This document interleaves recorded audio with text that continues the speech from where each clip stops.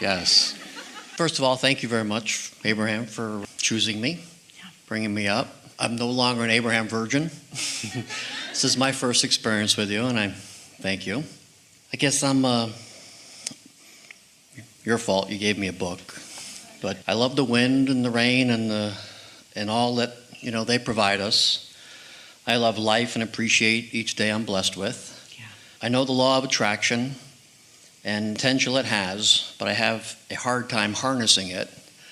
So I was wondering if you could motivate me or kick me in the ass to get me in the right direction. We like the word, to some extent, harnessing it. Sometimes people say, I want to learn to use law of attraction. And we always play a little bit in the same sense that gravity just is, and you adapt to it. You learn how it responds to you and how you respond to it, and you can live happily ever after within it. And while you might wish that it were different, it is what it is, and law of attraction is this wonderful friend because of its across the board consistency. So it makes it very easy. It's a very practical thing once you understand what it is, and once you are willing to open up and test yourself within it a little bit. In the early days, when someone is really not sure about it, law of attraction is almost a household word these days. And while some people mock it, there are a lot of people who are coming to understand that it really is something that is practical and very beneficial to be aware of. And so if you play a game with yourself a little bit where you fan the flames of some beliefs that don't feel good when you fan them, and then watch how law of attraction provides you with more opportunity to play that game, because you get what you think about. So the more you think about it, the more it comes. And then get on a rampage of appreciation. Find something that's easy to appreciate and focus on it and make it every day often active in your vibration, and then watch how much of that shows up in your experience. Then you have this very rudimentary understanding of law of attraction. Now these days, we're not talking about those very simplistic things about law of attraction. We're out here on the leading edge talking about all of the subtleties of law of attraction.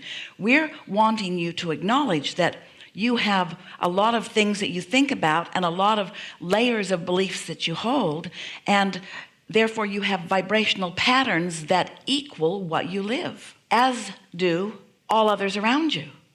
Everyone has these vibrational patterns that their outward life reflects, because the manifestation that everyone wants, and the manifestation that we're reminding you that even the leading edge wants, this manifested moment that everyone is wanting, is full of the evidence of what's going on vibrationally. As source energy adds the longevity and the balance and those things that you were talking about, the earth spinning in its orbit and the water that is able to move itself around the planet, the consciousness that is in the food so that it continues to refurbish. You just have to stand back in utter appreciation of what's going on this very well-constructed and well-tended planet of yours, as it continues to replenish and renourish and renew and continues to be.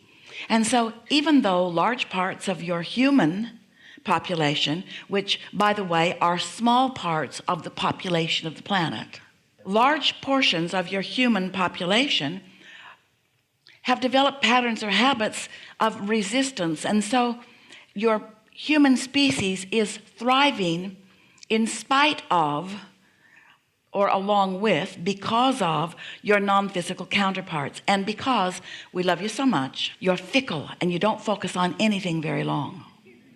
And that's a good thing, because if you have the ability to get negatively focused on something and stay there collectively for a long period of time, you could pinch yourself off effectively enough that you could cause real hardship planetarily. But the balance of your planet is such that the most you can do is just mess up your own experience, really, because the well-being is so much stronger and more powerful. So speaking of this law of attraction, some of you realized it for the first time in this week's conversation and last, as we are saying to you that law of attraction is responding to any offering of any vibration. So when you think about the non-physical you, your inner being, who is standing in what we are calling your vibrational reality or your vortex, and law of attraction is responding to that part of you, to that larger part of you, to that fully evolved part of you, to that part of you that you in this life experience have caused to become more. When you think about law of attraction responding to that part of you, that's when you can come to understand what true calling is. The whole of you calling you forward. So when you ask us to kick you in the butt or whatever, and to motivate you, well, we want to say to you, that's not our style. Our style is to stand in your vortex with all that you have become and with all that you really are, and give our attention to that aspect of you. As law of attraction responds to that aspect of you, it gives you very real guidance about what you're doing in relationship to who you really are. The way you most understand law of attraction is not only by the things that are manifested in your experience, but by how you feel most of the time. And by that, this is the first time we've ever said this. And by that we mean your very emotions are your indicator. We've said this before many times. Your very emotions are your indicator of the vibrational relationship between you and you.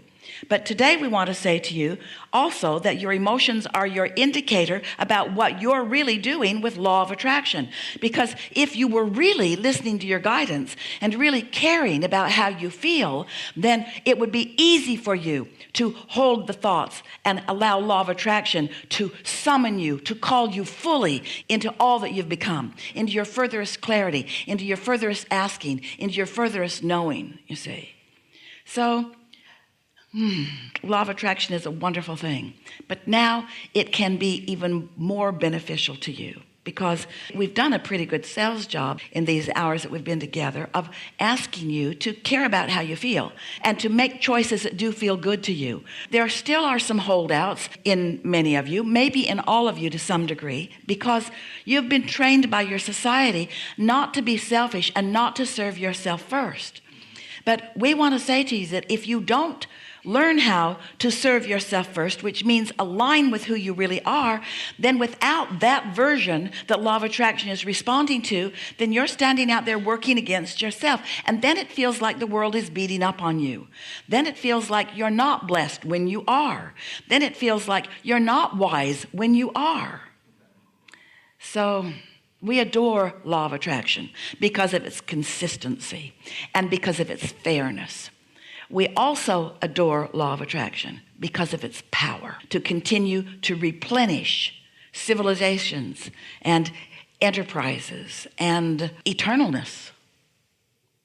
Yes? Yes. Something more specific you're looking for? Nope, that was it. Very good. But I do want to say thank you for the sacrifices that you as Esther have made so you can allow for us to receive these. You know, Esther would tell you, and we would say it for her, not one sacrifice ever. Yeah.